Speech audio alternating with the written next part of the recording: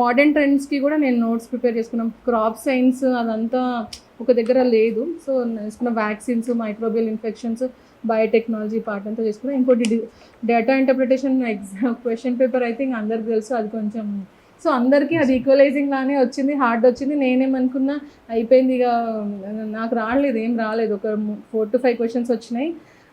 అసలు ఎప్పుడైతే ఇప్పుడు ఆబ్వియస్గా సైన్స్ స్టూడెంట్స్ బైపీసీ వాళ్ళకి చాలా భయం అవుతుంది. మ్యాథ్స్ అంటేనే, రీజనింగ్ అంటే చాలా భయం ఉంటుంది. నేను మంచి సైన్స్ అండ్ టెక్నాలజీ 2 సెక్షన్స్ బాగా రాసా.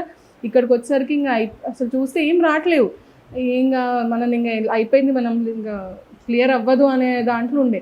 బట్ అట్లయినా సరే అట్లా కాదు, అప్పుడు మళ్ళీ అనిపించింది ఇట్లా ఉన్నప్పుడే కదా మనం ప్రాపర్గా మైండ్ పెట్టాలని చెప్పి ప్రతి క్వశ్చన్ నెంబర్ వేసి దాన్ని సాల్వ్ చేయడానికి నేను ట్రై చేశాను.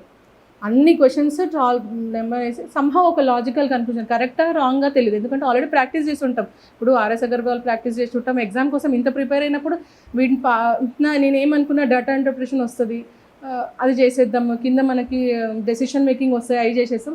1-2 కింద మనకు రాని ఏరియాస్ ఉంటే సంహౌ మేనేజ్ చేద్దాంలో ఎస్ఐఎన్టీతో అనుకున్నా.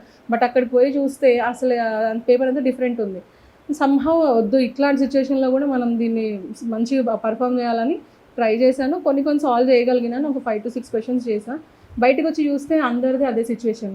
అమ్మయ్య అనుకున్నా. ఇంకా నేను ఆ రోజు ఇంకా అంటే ఆల్మోస్ట్ ఐఐటీలలో వాళ్ళు చదివిన వాళ్ళు కూడా సంహౌ ఒక 10-15 చేసిండ్రేమో. మేము మనకి భయం ఉన్న వాళ్ళు ఒక 5 చేసిండ్రేమో.